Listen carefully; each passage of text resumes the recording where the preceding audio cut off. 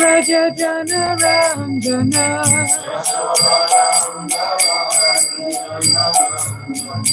Yashoda Nandana Raja Jana Ranjana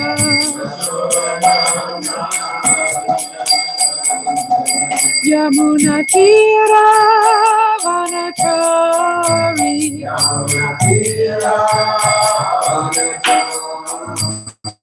Yamuna Tira Vanachari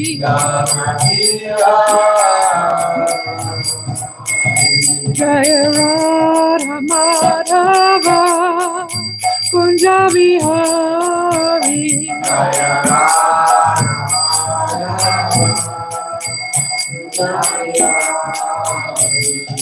Gopi Jana Radha Giravadari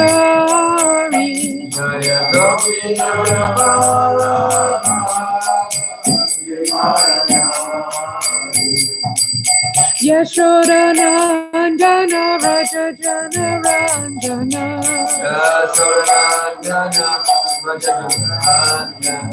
Yamuna Tira Vanachari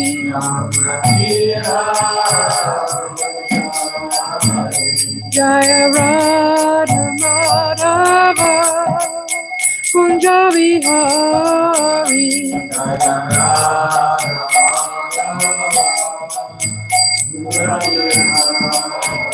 Jaya Radha Madhava Kunja Vihari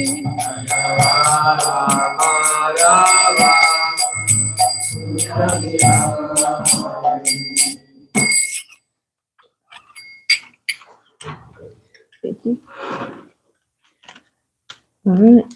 Jayam Vishnupad Paramahamsa Prabhupada Jakacharya Ashtotar Shata Shri Srimad A.C. Bhaktivedanta Swami Maharaj Prabhupada ki Jai. ISKCON founder Acharya Srila Prabhupada ki Jai. Jayam Vishnupad Paramahamsa Prabhupada Jakacharya Ashtotar Shata Shri Srimad Bhaktisiddhanta Saraswati Swami Maharaj Prabhupada ki Jai. Jayam Vishnupad Srila Gaurkishore Das Babaji Maharaj ki Jai. Jayam Vishnupad Srila Sachinandana Bhaktivinoda Thakur ki Jai. Vishnupad Vaishnava Sarvabhuma Srila Jagannath Das Babaji Rupa Sanatan Bhatta Raghunathaji Jiva Gopala Bhatta Das Raghunath Goswami Prabhu ki Jai. Namacharya Srila Haridas Thakur ki Jai. Prem Se Kaho Shri Krishna Chaitanya Prabhu Nityananda Shri Advaita Gadadhar Shri Vasadi Gaur Bhaktivinoda ki Jai. Shri Radha Krishna Gopa Gopinath Shamakun Radhakun Giri Govardhan ki Jai. Shri Mayapur Dham ki Jai. Shri Vrindavan Dham ki Jai. Ganga Mai ki Jai. Yamuna Mai ki Jai. Bhakti Devi ki Jai. Tulsi Devi ki Jai. Koti Vaishnava Vrinda ki Jai. Shri Harinam Sankirtan ki Jai. Pranath Raj Srimad Bhagavatam ki Jai. ISKCON Vartma Guru Vrinda ki Jai. Samaveta Bhakta Vrinda ki Jai. Gaura Brahmanande Haribo. All glories to the simple devotees. All glories to the simple devotees. All glories to the simple devotees. All glories to Shri Shri Guru Shri Guranga. All glories to Srila Prabhupada. Om Namo Bhagavate Vasudevaya. Om Namo Bhagavate Vasudevaya. Om Namo Bhagavate Vasudevaya. Om Namo Bhagavate Vasudevaya. Om Namo Bhagavate Vasudevaya. Narayan Namaskritya. Naram Jaiva Narottamam. Devam Saraswatam Vyasam Ato Jayam Hridayat Nastapreshu Vatareshu Nityam Bhagavata Sevaya Bhagavati Uttama Shloke Bhaktir Bhavati Nashtiki. Before reciting the Srimad Bhagavatam, which is the very means of conquest, one should offer respectful obeisances unto the personality of Godhead Narayan, and unto Narayan Rishi, the supermost human being, unto Mother Saraswati, the goddess of learning, and unto Srila Vyasadeva, the author.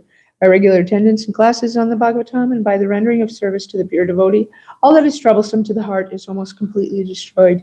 And loving service unto the personality of Godhead, who is praised with transcendental songs, is established as an irrevocable fact. Okay, good morning, everybody. So nice to see you all. And what is your name, Prabhu?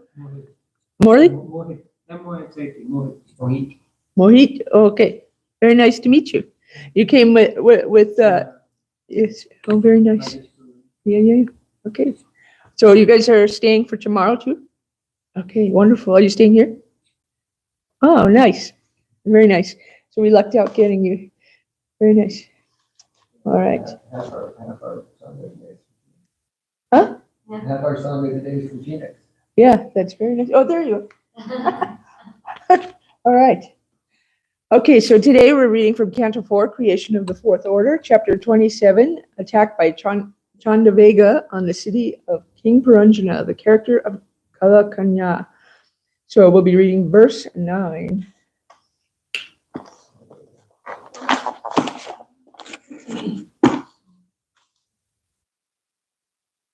Putranam cha bhavan putra ekaikasya shatam yarvai puranjano vamsha anchaleshu samedita Putranam cha bhavan putra ekaikasya shatam yarvai puranjano vamsha panchaleshu samedita Putranam cha bhavan putra ekakasya shatam yarvai puranjano vamsha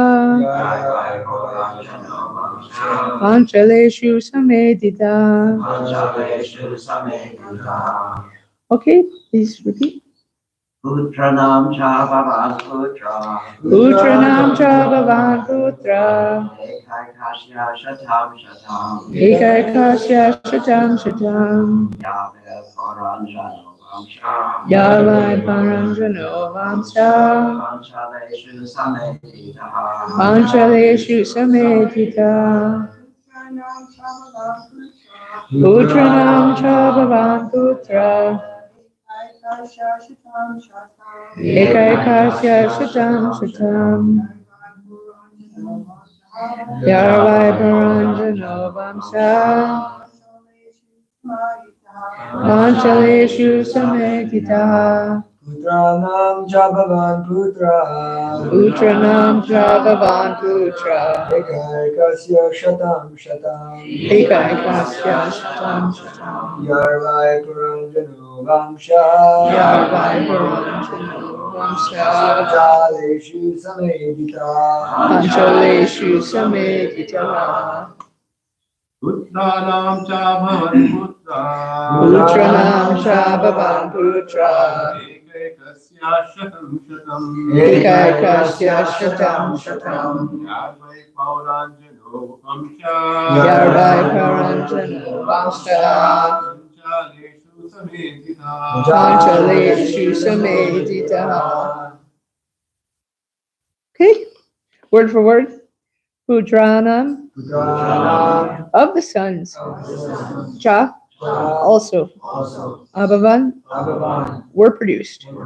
Putra, sons. Ekaikasya, of each one. Shatam, 100. Shatam, 100. Yai, by whom? By, certainly. Puranjana, of King Puranjana. Vamshaha, family. Panchaleshu, in the land of Panchala. Samedita, greatly increased. Okay, translation by Srila Prabhupada Ki Jai. Of these many sons, each produced hundreds and hundreds of grandsons. In this way, the whole city of Panchala became overcrowded and by these sons and grandsons of King Puranjana. Please repeat. Of these many sons, each produced hundreds and hundreds of grandsons. In this way, the whole city of Panchala became overcrowded In this way, the whole city of Panchala became overcrowded. by these sons and grandsons of King Puranjana. Purport. We must remember that Puranjana is the living entity, and the city, Panchala, is the body. The body is the field of activity for the living entity, as stated in Bhagavad Gita. Kshetra, kshetrana, kshetranya. There are two constituents. One is the living entity, kshetranya, and the other is the body of the living entity, kshetra. Any living entity can know that he is covered by the body if he only contemplates the body a little bit. Just with a little contemplation, he can come to understand that the body is his possession. One can understand this by practical experience and by the authority of the Shastras. In Bhagavad Gita 2.13, it says, Dehi no sminyata dehi. The proprietor of the body, the soul, is within the body. The body is taken as the Panchala Desha, or the field of activities where the living entity can enjoy the senses in a relationship to the five sense objects, namely Gandha, Rasa, Rupa, Sparsha, and Shabda. That is, sense objects made out of earth, water, fire, air, and sky.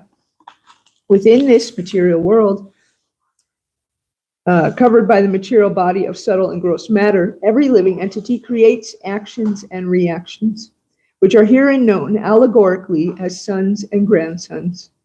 There are two kinds of actions and reactions, namely pious and impious.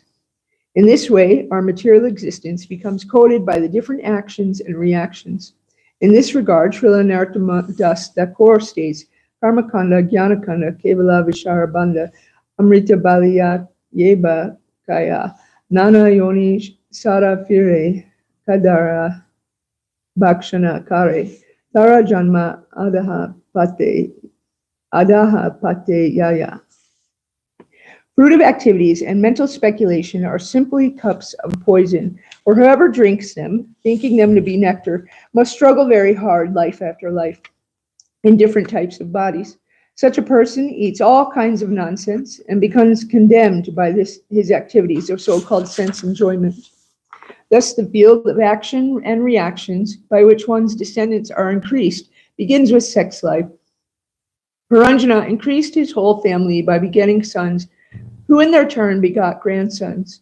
Thus, the living entity, being inclined towards sexual gratification, becomes involved in many hundreds and thousands of actions and reactions. In this way, he remains within the material world simply for the purpose of sense gratification and transmigrates from one body to another. His process of reproducing so many sons and grandsons results in so-called societies, nations, communities, and so on. All these communities, societies, dynasties, and nations simply expand from sex life.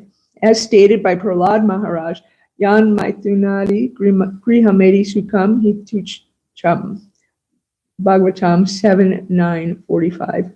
A Grihamedi is one who wants to remain within this material existence. This means that he wants to remain within his body or society and enjoy friendship, love, and community. His only enjoyment is in increasing the number of sex enjoyers. He enjoys sex and produces children who in their turn marry and produce grandchildren. The grandchildren also marry and then in their turn produce great-grandchildren. In this way, the entire earth becomes overpopulated. And then suddenly there are reactions provoked by material nature in the form of war, famine, pestilence, and earthquakes, etc. This entire population is again extinguished simply but to be recreated. This process is explained in Bhagavad Gita 8:19 as repeated creation and annihilation. Bhutva bhutva praliyate. Due to a lack of Krishna consciousness, all this creation and annihilation is going on under the name of human civilization. This cycle continues due to man's lack of knowledge of the soul and the Supreme Personality of Godhead. Om Jnana Timrandasya Tinanjana Shalakaya Chakshuram Militam Yena Tasmai Shri Gurave Namaha Shri Chaitanya Manobhistam Stapitam Yena Bhutale Swayam Rupa Karamayam Darati Swapadantikam Vandeham Shri Guru Shri Yuta Parakamalam Shri Gurum Vaishnavamstra Shri Rupam Sagrajatam Sahagana Raghunatham Vitam Tam Sajivam Savadetam Savadutam Parajana Sahitam Krishna Chaitanya Devam Shri Radha Krishna Pada Sahagana Lalita Shri Vishakam Vitam Sa E Krishna Karuna Sindhu Dina Bando Jakapate Gopesha Gopeka Kanta Radha Kanta Namostute Tapta Kanchana Gourangi Radhe Vrinda Vineshwari Vishubhanu Suti Devi Pranamami Hari Priya Vanchakalpa Tarubhyascha Kripa Sindhu Bhyevacha Patitanam Pavanebhyo Vaishnavibhyo Namo Namaha Jai Shri Krishna Chaitanya Prabhu Nityananda Shri Advaita Kanadhar Shri Vasari Gaur Bhaktavinda Hare Krishna Krishna Krishna Hare Hare Hare Rama Rama Rama Hare Hare Stay Jivananda Dasi Manchari Prabhu Sinsi Gyan Pramana Basket Mana Gyana Great. Okay, so you have to forgive me, my voice is a little under the weather today. So in this verse, we are continuing the story of King Puranjana. And so let's remember, that this is an allegory, and that King Puranjana, living in the city of nine gates, it's an allegory for the body, all of us, the jiva soul living in the body. And the sons and grandsons that are mentioned in this verse are the actions and reactions of the sense enjoyment that King Puranjana is going after in his life, and the sense enjoyment that we're all going after. And so this equals entanglement, right? So these sons and grandsons are the reactions that we're getting from all these actions that we're taking to gratify our senses. And it's just entangling us more in this material world, because those sons and grandsons go on to have their own sons and grandsons, and so on and so on and so forth. And so before we know it, we're so incredibly entangled, it's incredibly difficult to extract ourselves from all that entanglement. So these reactions, they ripple throughout time, just leading to more reactions. So I'm sure some of you you're familiar with the concept of the butterfly effect. You guys are familiar with that? Yeah? So, like one action kind of creates a chain reaction of other actions. And so many, I remember watching so many movies and shows like about time travel, and there's always like this main plot premises of pretty much of every single one of those is that someone goes back in time and they change one small thing, and then it has disastrous effects, sometime in the future, right? And that's very similar to what the consequences of our actions are when we're trying to just gratify our senses. We do just one small thing, I'm just going to enjoy this little bit, and next thing you know, you've change yourself with karma to another cycle of birth, old age, disease, and death.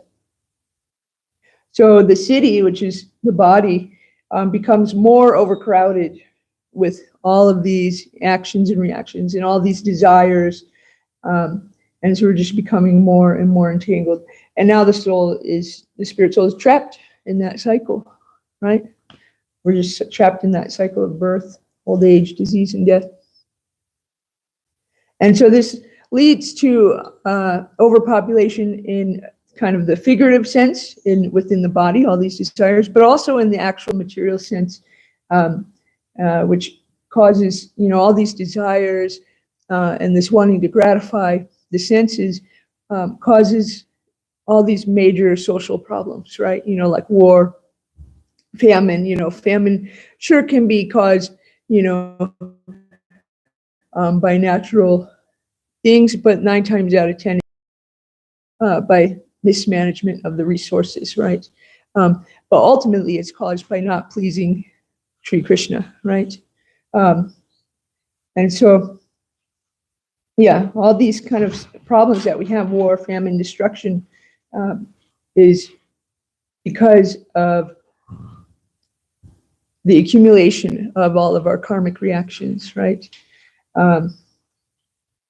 So Bhagavad Gita in chapter 5 says that an intelligent person does not take part in the sources of misery, which are due to contact with the material senses. Such pleasures have a beginning and an end, and so the wise man does not delight in them. And so that's because material sense pleasures, they're temporary, right? They're not eternal. And so what we're doing is we're taking short-term pleasure in exchange for long-term misery, right? And I mean, it's not a good deal. It really isn't, you know? It's this short-term thinking. It's a big problem that we see pretty much universally throughout the world.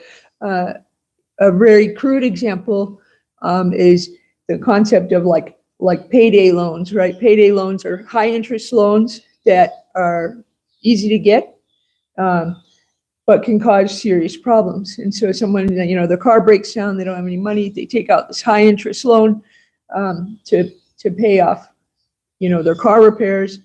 And then when they get paid, the majority of their money has to go to pay back that loan.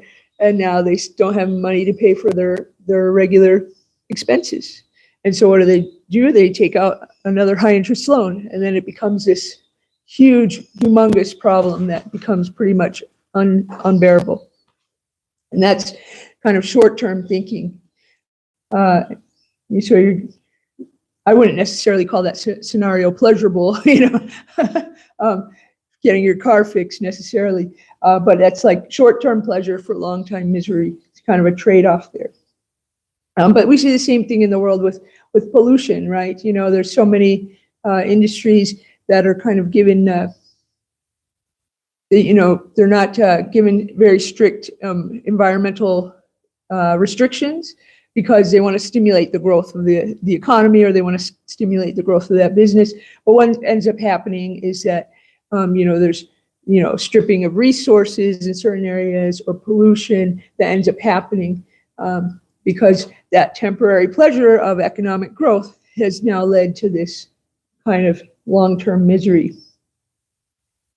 So, you know, there's the concept of the law of diminishing returns. So if you have a box of donuts, you know, and you eat one donut and you're like, wow, this is a pretty good donut. I like it, you know, it's really good. And then you eat another donut and you might be like, oh, it's pretty good, but probably not quite as good as that first one. And then maybe you could even eat a third one, right? And still think it's pretty good. But by the time you get to like the fourth donut, you're like, okay, no, I do not want any more donuts. I don't even want to look at a donut. You know, get it away from me, right? You know, and so this is sort of what we're doing. We're trying to enjoy, but really we're not satisfied, right?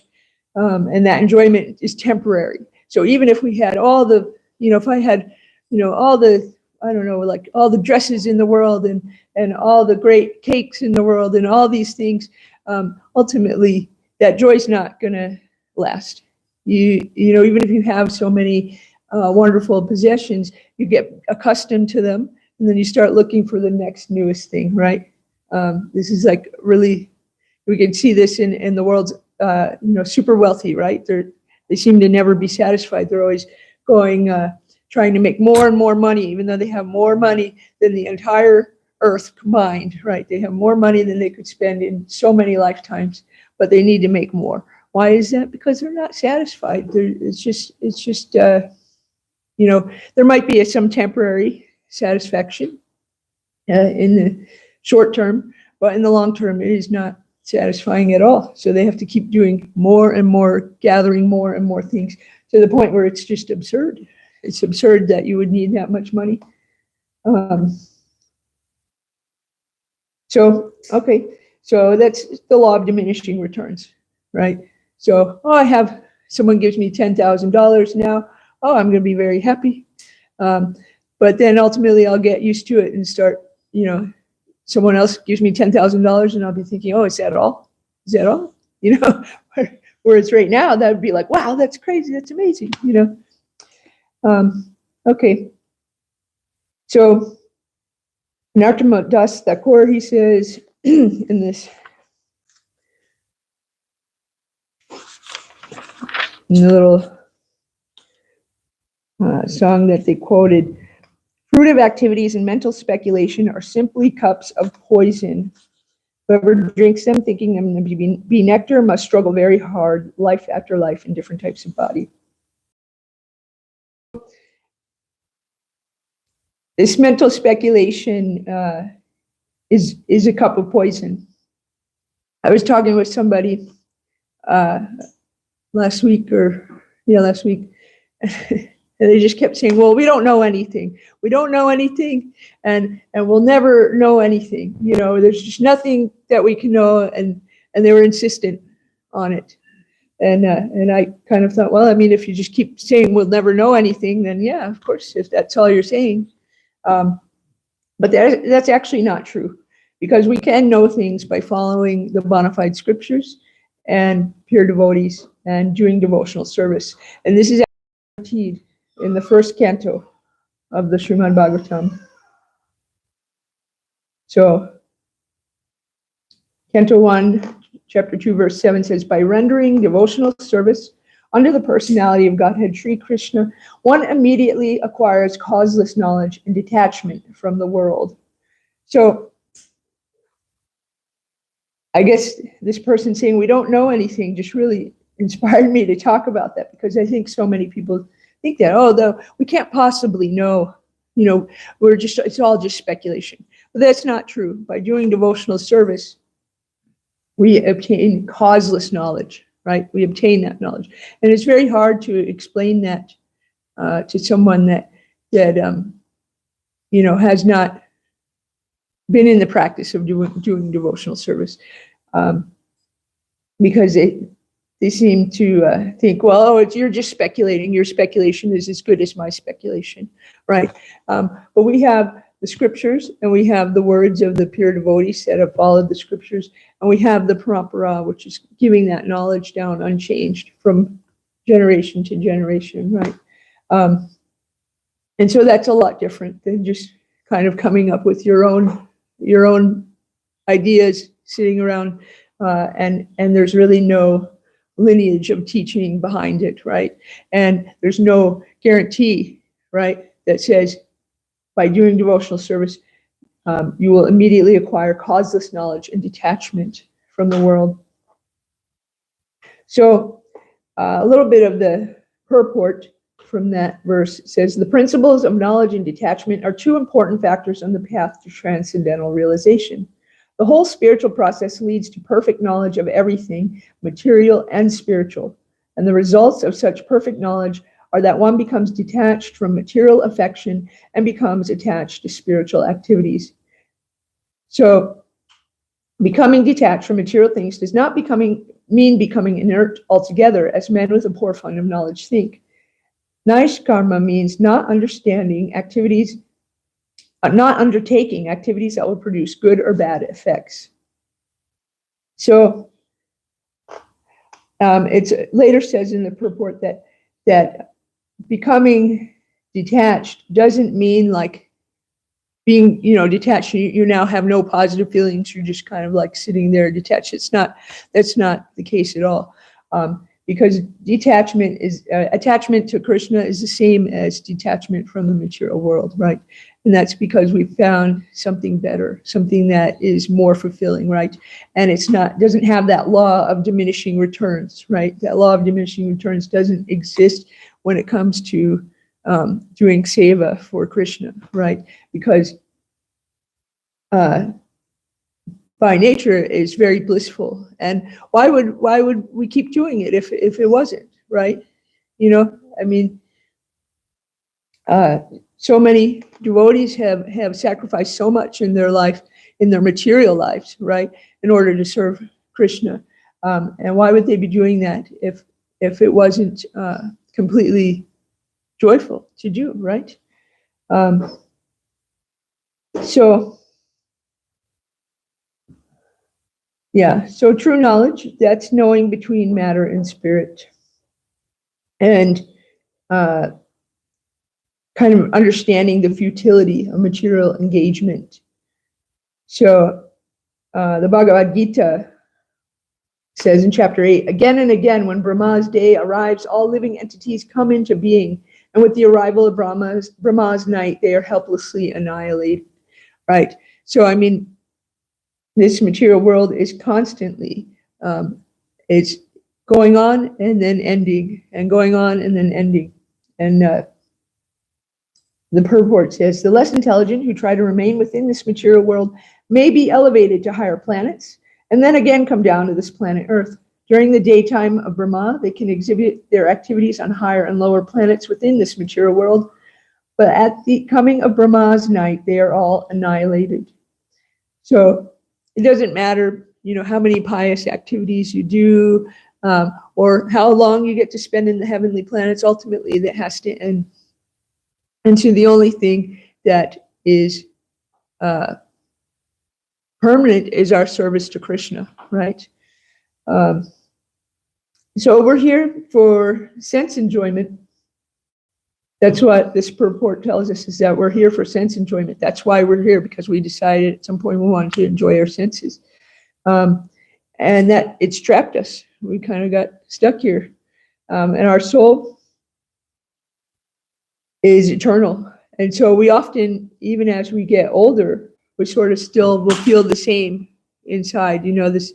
And I just was reading about this concept yesterday, and it said actually the older you get, the bigger the space is between how young you feel and how old you actually are, right, materially. So like when you're a kid, maybe you're 6 years old, you probably feel like you're 6, maybe, but when you're 40, you might feel like you're 17 or 30, whatever.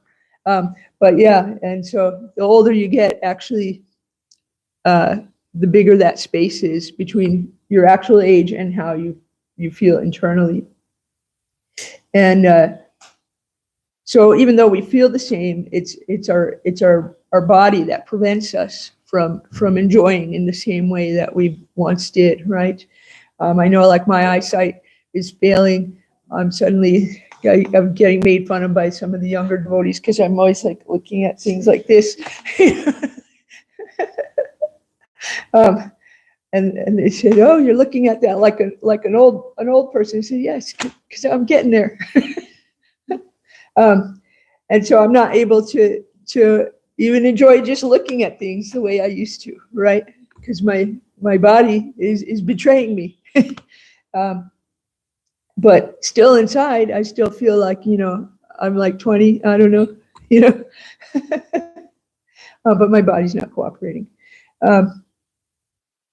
So, and I remember when I was a kid, and when I was a young adult, I remember thinking, like, when am I going to feel like an adult? When is that magic day where I'm going to feel like a grown up, And, and as I became an adult, I realized, like, that day generally doesn't come. It doesn't happen. Although when the first time I bought a vacuum cleaner and I was very excited about it, I kind of felt a little bit like an adult then. But I actually couldn't believe that I was so excited about a vacuum cleaner. My younger self was just shaking their head. But yeah, that's a stark realization too, like when you become an adult and you realize, oh my goodness, like, I don't feel like an adult. And then you realize that everybody else you've asked about this, they also don't feel like an adult. And so then you're running around, who's in charge here? Oh, wait, it's us. So, and that's because, our bodies, they age, but our soul remains the same. So, what we need to do is stop our short-term thinking and just devote ourselves to Krishna, who is the eternal, right? And so this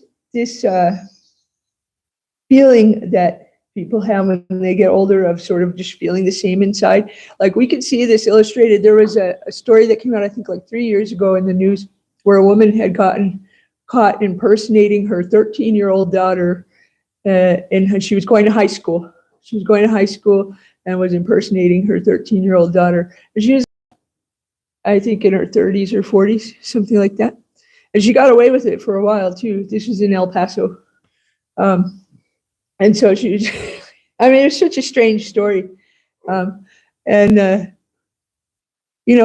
she still felt young inside. So instead of, just dealing with it like most of us do, she decided to take action and pretend to be a 13-year-old girl. And she got arrested and charged for that because it's not allowed. So yeah, we want to devote ourselves to Krishna, who's eternal. And we want to try to, think about the gopis. They were ready to give up everything just because Krishna had a headache, right? You guys have all heard that story. They had so many family obligations. They had so many social obligations where if they, decided to run after Krishna and this is in another story, not necessarily the headache story, but they had so many social and family obligations that if they were decided to run off after Krishna, though they would have been shunned by their society, but they did it anyway, right? Because they loved him. In the story with the headache, they were willing to go to hell if they had to, just so Krishna would feel better, just to please him, right?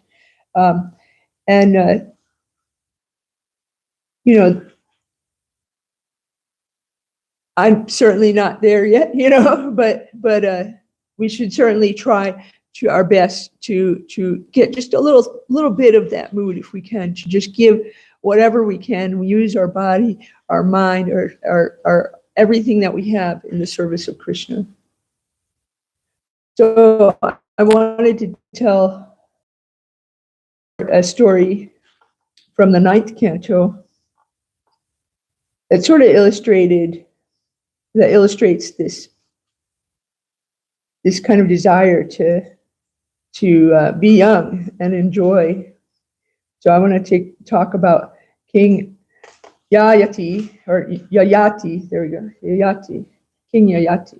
So this story starts with 2 girls.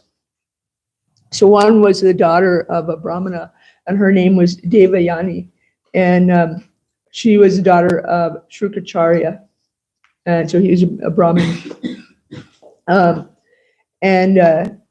She had a good friend who was a princess. She was the daughter of a king, and her name was Sarmista.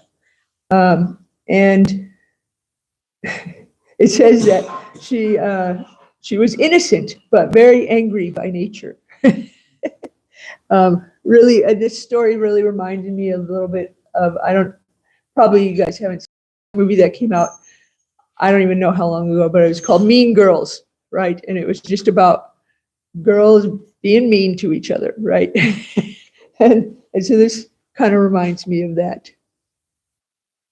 So the 2 girls, one day they were out with all their girlfriends, like thousands of girls, and they're out playing in the river and in the garden, and they're bathing in the river. And so they all, left their clothes on the riverbank so they could bathe in the river. And suddenly Lord Shiva comes by, and the girls are, naturally kind of shy. They're naked. They want to cover up. So they run and they scramble. Everybody scrambles to get their own clothes. And Sarmista, she, by accident, put on Devayani's clothes. And this really upset Devayani. And so Devayani insulted Samita and called her a servant maid who put on the dress of a higher caste girl, just like a dog snatching clarified butter meant for use in a sacrifice. It sounds pretty mean. I read that, I was like, wow, ouch. It is not very nice. So Sarmita, she was pretty mad by this, which I get. I would also be pretty upset by this. So she called Devayani a beggar who waits at her house, depending on us for your livelihood like crows. So also, wow, I'm really hope if, with friends like this, you don't need enemies, right? So after rebuking her in this way, Samita, she tore Devayani's garments and then threw her into a well. So, I mean, wow. It's very mean. So while she's in the well, all of a sudden, King Yayati comes back, or he comes walking by the well. He was on a hunting excursion. He comes walking by the well. That was a hunting excursion. Huh? That was a hunting excursion. What was it? There's always bad things happen on hunting excursions in the Bhagavatam. Oh, yeah. I know, it's best not to do it. Yeah.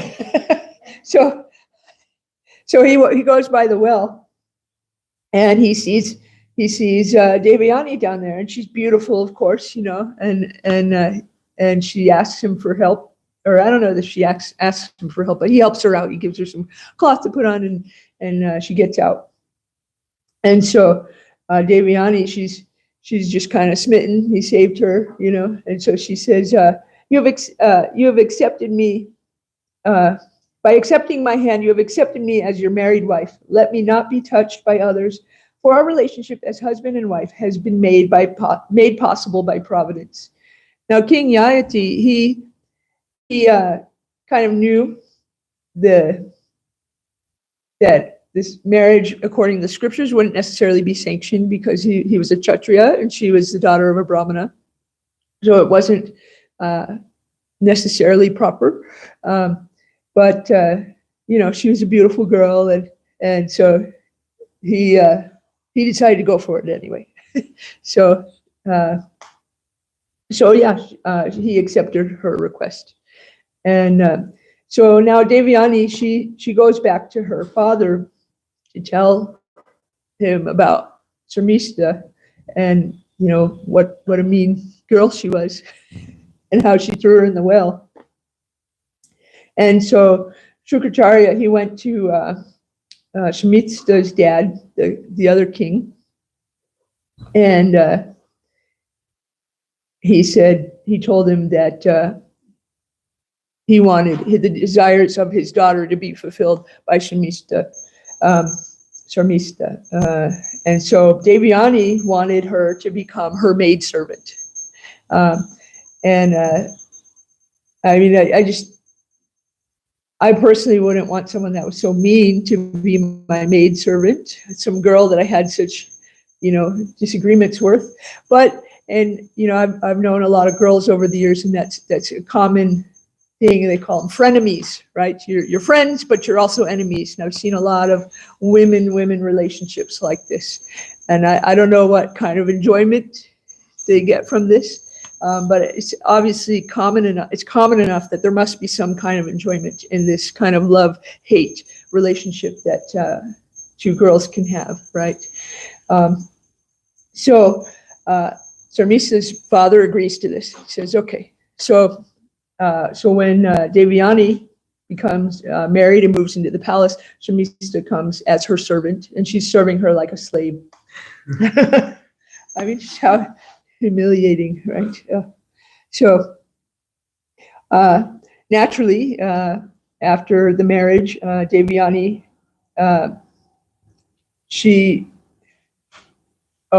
first, so knowing that there's this kind of envy, this frenemy relationship between the two girls, and also knowing that King Yayati's inability to control his lusty senses, Shukracharya tells the king, whatever you do, don't lie with Sharmista. Don't let her lie in your bed. Just don't do it. And so you can probably guess how that turned out. Didn't he? The warning, he remembered it, but he didn't take it. Right? He thought that. So what ended up happening is Devyani, she became pregnant. Naturally, what happens, and Sharmista, she became a little bit envious, and she wanted to also become pregnant, and so she approached the king and asked him, you know, to give her a baby. And so him, even though remembering that warning, he thought, oh no, this is divine providence. It'll be fine. So he sleeps with her, and she also becomes pregnant. So when Devyani found out, she was very upset. She was incredibly angry. So she ran out of the house to go back to her father's house. And King Yayati, he followed her. He was begging her. He's begging her to come home. He's massaging her feet. He's trying to everything he can to get her to come back. She won't listen. So Shukracharya, he became very angry when he heard what happened. And he said, "You untruthful fool, lusting after women, I therefore curse you to be attacked and disfigured by old age and invalidity."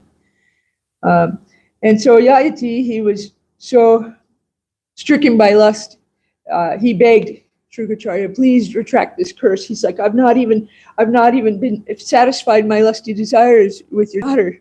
I mean, not really realizing that that's virtually impossible. But so Shukracharya agrees. He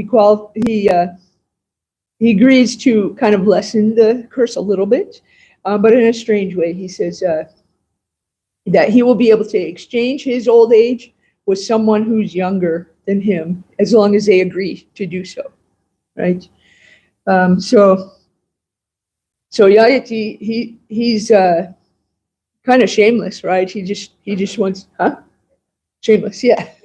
He just wants to enjoy, and so he starts asking all of his sons, will you please, I'll give you my old age if you give me your youth. It doesn't sound like a good bargain. And so all of them said no, for various reasons. They all said no.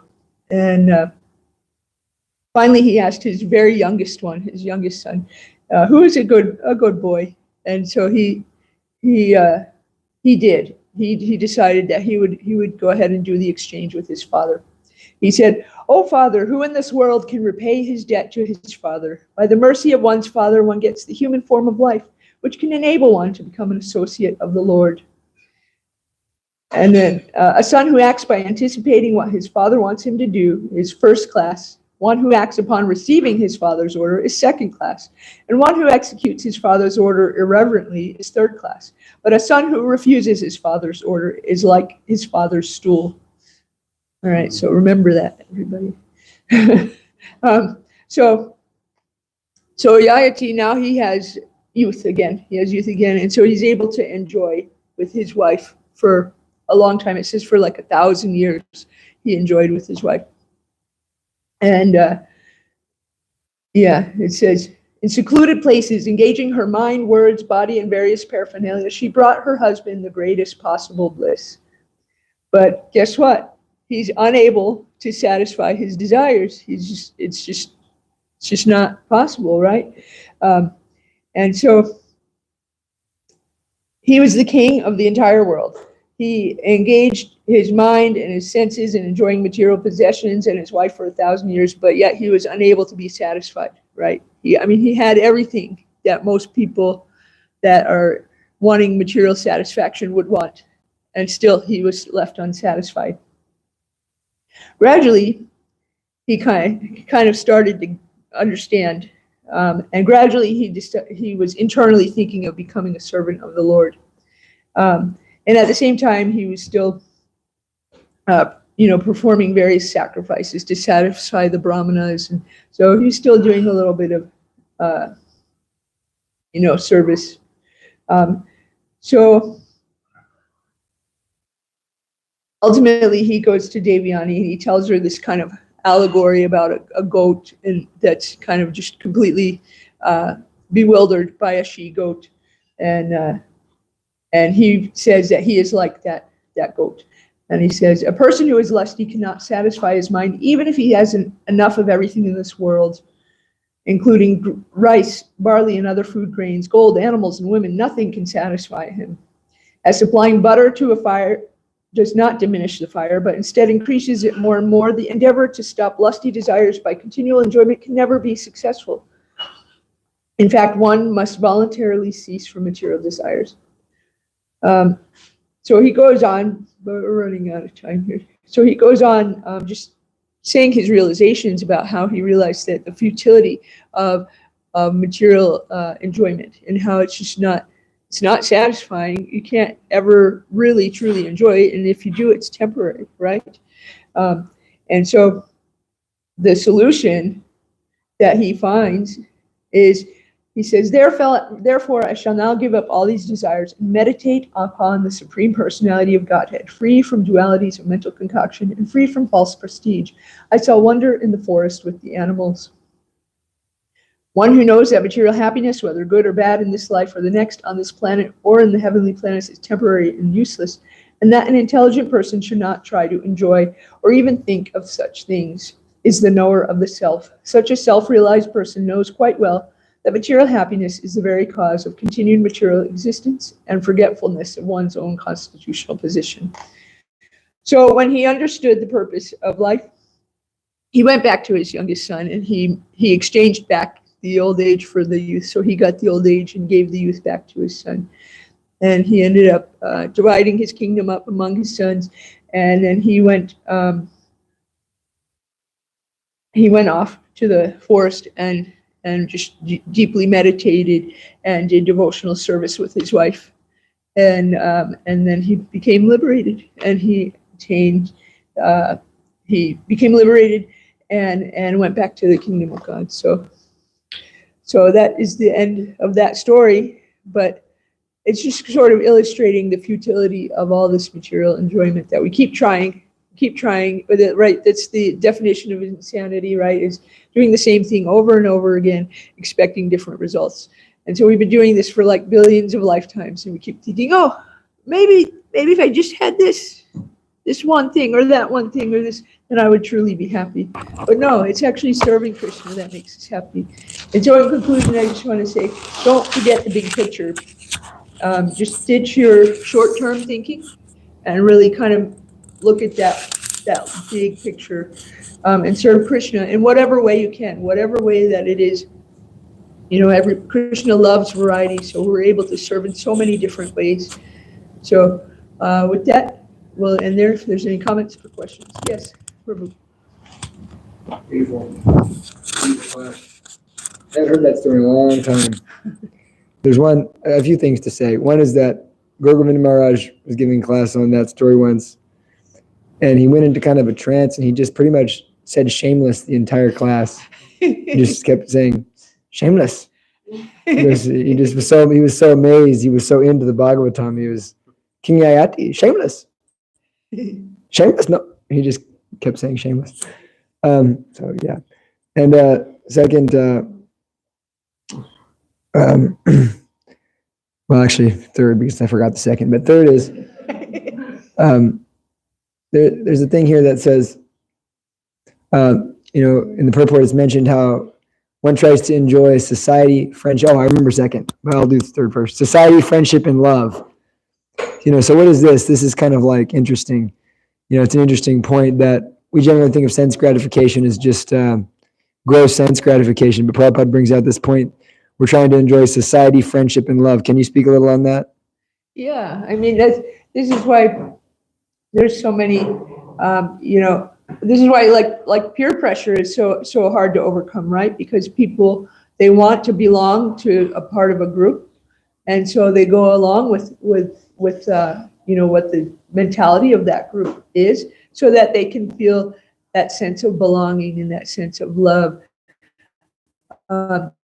But ultimately, that sense of belonging and love is based on temporary things, and then when those things change, then you no longer belong to that group, or you're not getting that sense of belonging. An example would be, when I first started coming around the temple and trying to become a devotee, I had a friend for 25 years.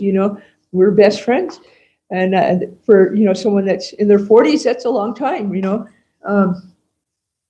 And as soon as I wasn't, wanting to sit around and talk about politics and movies and television, where'd my friend go? They disappeared, right? And that's because that friendship that we had was based on material things, and it wasn't a true friendship, right? It was just a temporary one. And so, we all just want that sense of love and belonging, but we can get that from Krishna and Krishna's devotees, right? Because that's based on something eternal, right? And not that temporary friendship that, we're friends because we like the same politics or the same music or the same movies. or the same sports team, whatever it is. So yeah, we want to base our community and friendship and love, because devotee relationships are different than the ones they're talking about, because it's based on that eternal service to Krishna. So, yeah. So, we're talking a lot about this sense gratification. That sense gratification is so, yehi samsparsha jabo grad evate. It's the womb of misery. Enjoying the senses is the source of all misery, and including gross and subtle. So we hear that, and it's like, yeah, I know it, but then sometimes we find knowing it is not enough, because we know that it's going to cause me misery, but at the same time, I feel so entangled and so entrapped by such sense gratification, and I feel, so then that can, for new devotees and even more advanced devotees, that can bring up a sense of depression. Like, what do? I just, I'm like, just, it's like Krishna says, this lust. So how do we actually overcome that? How do we really overcome it? What's the process? What do we do? How do we, what's the key? I mean, it seems a little overly simplistic, but I think, you just have to kind of go through those feelings and just keep doing your service and keep reading and keep associating, and really, that's really all we can do, because yeah, of course, sometimes your ego is like taking a hit, like, oh, well, why am I not, why am I not as good as they are, and then you become bummed out thinking like, oh gosh, I'm just never going to get there. Well, that doesn't matter. It doesn't matter. Just keep going and have faith. Have faith that you will get there one day. Srila Prabhupada says it. Krishna says it, right? What more words do you need than that? Nice. Right? Yeah. I was thinking about this question the whole class, and I was thinking, well, Krishna says that, Arjuna asks, why is one impelled to sinful activities? Krishna says it's lust only, which is born from contact with the material mode of passion, and which burns like fire and is never satiated. So, that means we have to avoid contact with the mode of passion. Mm-hmm. Prabhupada in the purport explains why, how the mode of passion develops. But anyhow, the point is that Krishna also, he says that, that as we go about our day, that this associating with different modes, that's going to affect us. What's the verse? Purusha prakriti stohi bhankte prakriti jangunan. So we're enjoying this enjoyment based on the modes, and therefore karanam guna sangosat. By associating with those modes, we take births in good and bad wombs, or we go from high position to low position. So if we learn the modes really well, we can associate properly, and in that way we can avoid such passionate feelings. Right. Thank you. Nice class. All right. We'll end there. Srimad Bhagavatam ki jai.